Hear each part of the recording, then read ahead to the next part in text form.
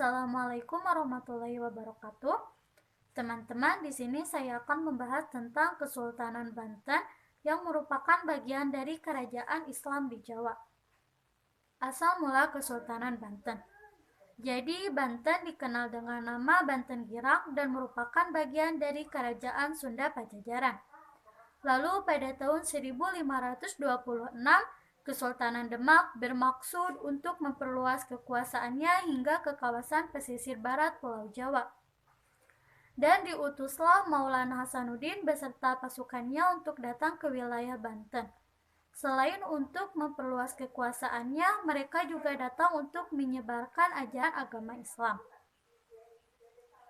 Pendiri Kesultanan Banten yaitu Syarif Hidayatullah atau Sunan Gunung Jati. Dan di kesultanan ini terjadi beberapa pergantian kepemimpinan. Nah, di sini yang saya akan bahas yaitu masa pemerintahan Maulana Muhammad. Teman-teman, pada tahun 1596, Maulana Muhammad menyerang Palembang yang sedang dipimpin oleh Ki Gede Ing Suro yang telah memerintah dari tahun 1572 sampai dengan tahun 1627. Perlu teman-teman ketahui bahwa Ki Gede Ing Suro ini merupakan seorang penyiar agama Islam dan perintis dari kerajaan Islam di Palembang. Nah, kerajaan Palembang ini memiliki hubungan lebih dekat dengan Mataram yang merupakan saingan dari Kesultanan Banten. Tapi ketika melakukan penyerangan, Maulana Muhammad gugur dalam penyerangan Palembang tersebut. Ketika itu, serangan tentara diberhentikan dan ditarik mundur ke Banten. Teman-teman, setelah Maulana Muhammad wafat, terjadi berbagai perselisihan di istana. Ketika itu, Abu Mufakir Mahmud Abdul Qadir, putra Maulana Muhammad, masih anak-anak untuk menggantikan ayahnya. Jadi pemerintahan pun dipegang oleh Pangeran Manggala yang merupakan wali dari Abu Mufakir. Pangeran Manggala berhasil mengendalikan kekuasaan di Kesultanan Banten.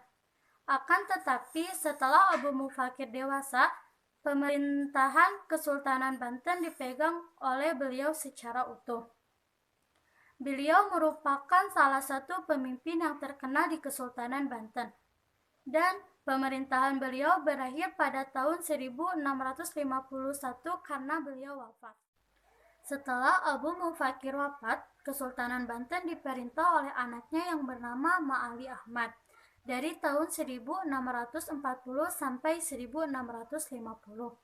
Dan kemudian pemerintahan Banten dilanjutkan lagi oleh anaknya yaitu Sultan Abdul Falah atau Sultan Ageng Tirtayasa yang memerintah dari tahun 1651 sampai 1682. Pada masa pemerintahan Sultan Ageng Tirtayasa, kondisi perekonomian di Kesultanan Banten mengalami kemajuan. Hal ini didukung dari letak geografis Banten yang sangat strategis. Selain itu, masyarakat Banten hidup dalam rambu-rambu budaya Islam. Kesultanan Banten terus melakukan perluasan wilayah dan mampu menaklukkan daerah yang dikuasai Kerajaan Pajajaran. Teman-teman, sebelum pemerintahan Sultan Ageng Tirtayasa berakhir, sempat terjadi konflik dalam Kesultanan Banten. Ketika itu, Sultan Ageng menentang keberadaannya VOC di Banten, akan tetapi tidak disetujui oleh Sultan Haji yang merupakan anaknya. Konflik antara Sultan Ageng dan Sultan Haji dimanfaatkan oleh VOC. Ketika itu, VOC menggunakan politik adu domba. VOC membantu Sultan Haji untuk mengakhiri Sultan Ageng Tirtayasa. Akhirnya pada tahun 1682 pemerintahan Sultan Ageng Tirtayasa berakhir. Ketika itu VOC memiliki peran besar dalam mendukung naiknya Sultan Haji sebagai pemimpin di Kesultanan Banten. Sultan Haji harus memberikan wilayah Lampung pada tanggal 12 Maret 1682 sebagai imbalan. Teman-teman, pada Kesultanan Banten tidak ada pemimpin yang memiliki kekuatan seperti Sultan Ageng Tirtayasa. Sehingga akhirnya pada tahun 1752 Banten berada di bawah kekuasaan VOC. Teman-teman, sekian pembahasan tentang Kesultanan Banten dari saya. Semoga bermanfaat dan mohon maaf apabila banyak kesalahan. Wabillahi taufiq wal hidayah. Wassalamualaikum warahmatullahi wabarakatuh.